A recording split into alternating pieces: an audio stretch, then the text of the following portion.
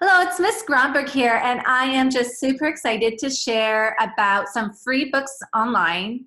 Actually, I think there's like 60,000 free books online. Free music to my ears. Okay, so these are all books that are no longer in copyright. So I'm going to tell you a bit about the Gutenberg project, where they distribute free books, and it's simple, like it's nice print, doesn't take up a lot of data or anything like that. So that's one thing. And the other thing is how you can use these things for your creative imagination. There's no copyright to it. You can produce it online. You can, I can pick up C.S. Lewis and read any of his books for free. I mean, like, not for free. You know what I mean, though? Like, you can find the books online, but people like in Canada, actually, because there's copyrights. Copyrights are different depending on what country. So you can't do that if you're in the States. I'm sorry. In Canada, yes, free copyright. So, it's so cool. Like Shakespeare, like take Shakespeare. We have Bard on the Beach in Vancouver because there's no longer the copyright. I don't know what happened back in, that was a long time ago. But anyways, but there's no copyright. So you can take like these ideas and recreate them to something new. So the end of copyright is the day artists and like writers and so many musicians just leap for joy because they can use these things for their creative use them with different insight, with creativity. Yeah, so I'm just overwhelmed with joy that there's so many great works out there for you, for me, and my personal opinion, sometimes people think, oh, old, not good, it's too old, like it's ancient. But for me personally, I feel like works that have stood the test of time are works worth reading. Like Shakespeare stood the test of time. C.S. Lewis, I mean, that's, of course, it doesn't feel like that long, but there's Robert Frost, like that's in public domain. You can use his works, you can put it online. You don't have to worry about copyright laws because they're not there, right? Because the time has passed. Like in Canada, it's you take the author, right? So when did they pass away? So when did they die? And then you take that date and then plus 50 years, and then the copyright is over. But if you're going to do something, I would check it out more. I'd look more closely about the copyright laws, but just in a nutshell, that's what it is. And then it's free copyright.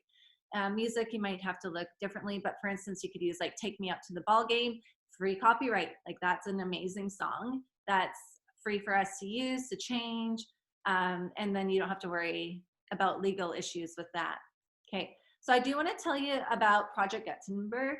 Gutenberg. I wonder if it's like German for Guten, like hello. So I'm going to say Gutenberg. I think that's probably how you say it. Berg means mountain, so he's a hello mountain. Actually, it's called the Gutenberg Project. So there's actually a lot of people involved for this. So this, I checked a little bit on Wikipedia. So they're like volunteers who put their time to put these books that don't have copyright laws on them anymore, and they put these books online for free because they have a passion for good literacy, good books, good literature out there. Okay, so that's awesome. Like, so here I'm just going to take a quote. So the goal is to encourage creation and distribution of ebooks, end quote. So yeah, so I think I said all that. I'm just looking at my notes, sorry, because there's so much that I can share about Project Gutenberg.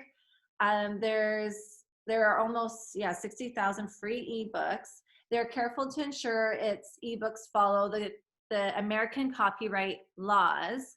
But from my understanding, the American copyright is stricter than the Canadian.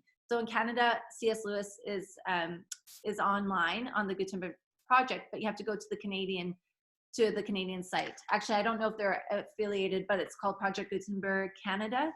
So there's a Canadian digital library. So if we're in Canada, I'd suggest going there. There's more. There's like C.S. Lewis, The Chronicles of Narnia.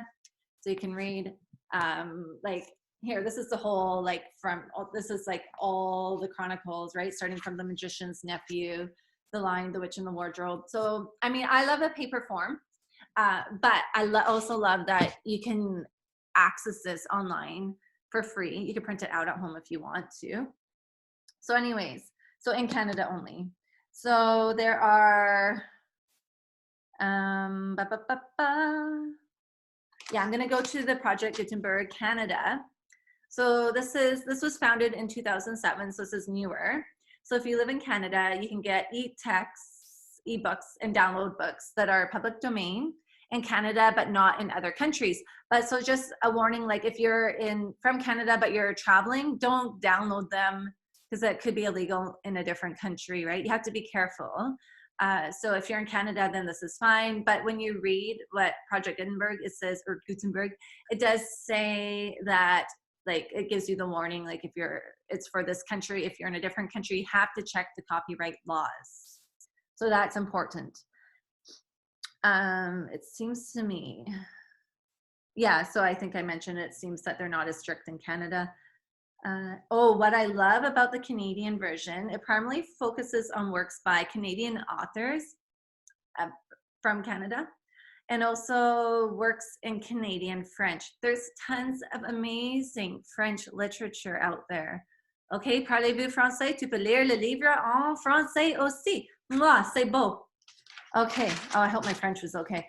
Now, yeah, so just a few fun facts. In Canada, on January 1st, 2014, C.S. Lewis and Robert Frost entered into the public domain. This isn't true for anywhere in the world, okay? So just that reminder.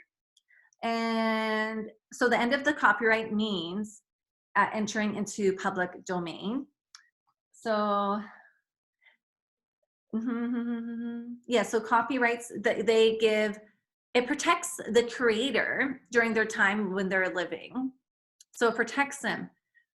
But as like writers, musicians, actors, artists of any type, it's beautiful when you have this ability to create something new out of something. Like right now, I think there's an American in the States who wanted to write more to the Chronicles of Narnia, but he has to actually wait because it's like many, many years. I can't remember what year they can use C.S. Lewis in the States. But he added, this author added to the Chronicles. So he wanted to add it like using the word Narnia. And so they said no, because that's copyright in the States. So if he was a Canadian, he'd be able to publish that, right? So that's just a benefit of those copyrights being removed, is that it encourages like new creations from texts that inspire you, okay?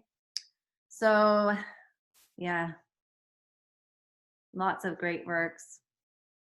I think I'm going to end it there. I hope this was helpful, and I will put the link below for the Gutenberg project, so the American and then Canadian. And I hope this excites you too. I think it's amazing that we can have, like, maybe, I'm not sure, last time was like 57,000 books, but maybe there's 60,000 now, or maybe there's more. It's just such a privilege that these books are out there for free for us. So I hope you check it out. And I'm going to sign off. Bye for now.